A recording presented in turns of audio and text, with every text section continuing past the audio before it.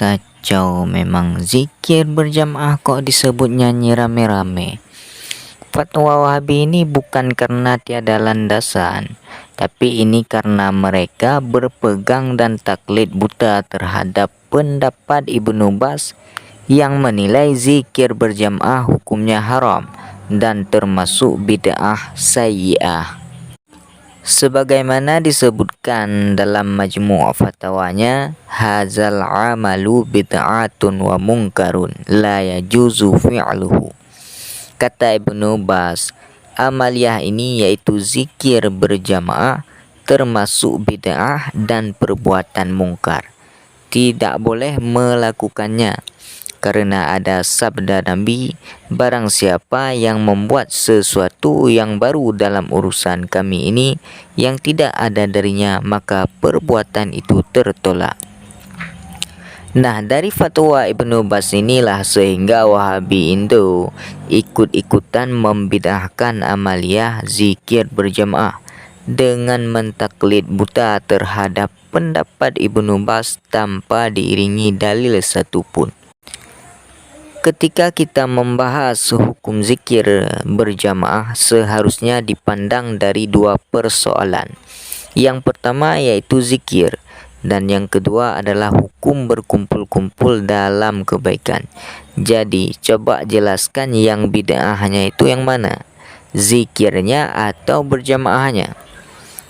Namun yang anehnya Wahabi, orang-orang zikir rame-rame disebut nyanyi-nyanyi.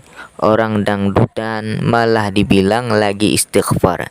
Dari perut dibilang ibadah. Oh walah toh bibi. Sebenarnya ajaran apa sih yang kalian bawa? Kok mirip-mirip sama ajaran Dajjal ya?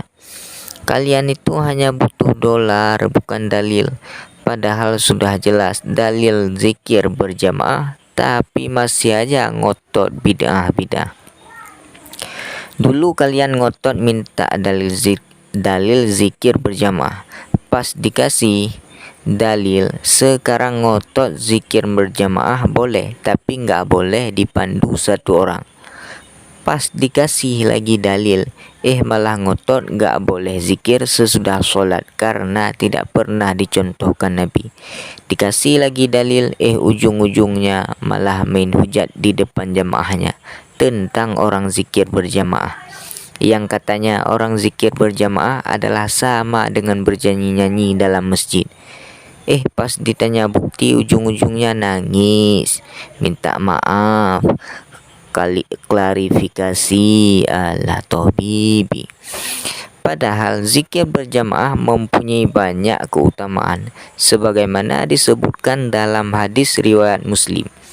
Rasulullah SAW menyebut kehadiran malaikat, kedatangan Rahman, munculnya ketenteraman dan pujian Allah Subhanahu wa taala untuk mereka yang berzikir.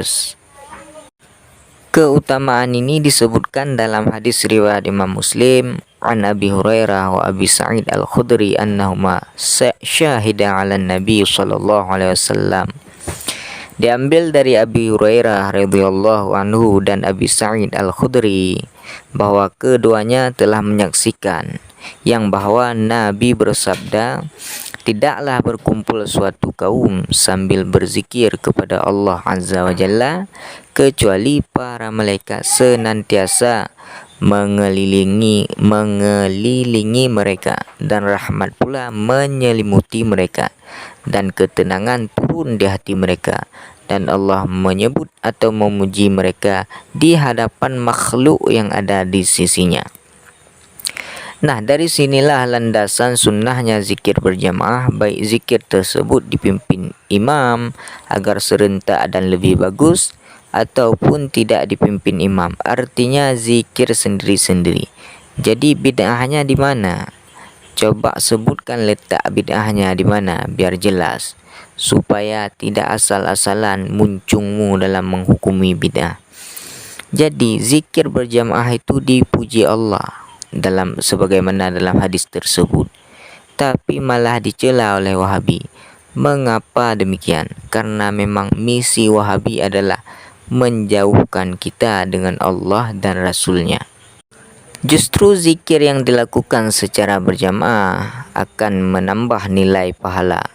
Sebagaimana disebutkan oleh Nabi, tidak berkumpul suatu kaum di suatu rumah dari rumah-rumah Allah Ta'ala, mereka membaca Al-Quran dan mereka mempelajarinya, kecuali akan diberi ketenangan, akan diliputi rahmat, dan akan dikelilingi malaikat serta Allah akan memujinya di sisinya. Ini riwayat Abu Daud dan Ahmad bin Hanbal. Namun kebiasaan berzikir ini mendapat respon buruk dari Wahabi.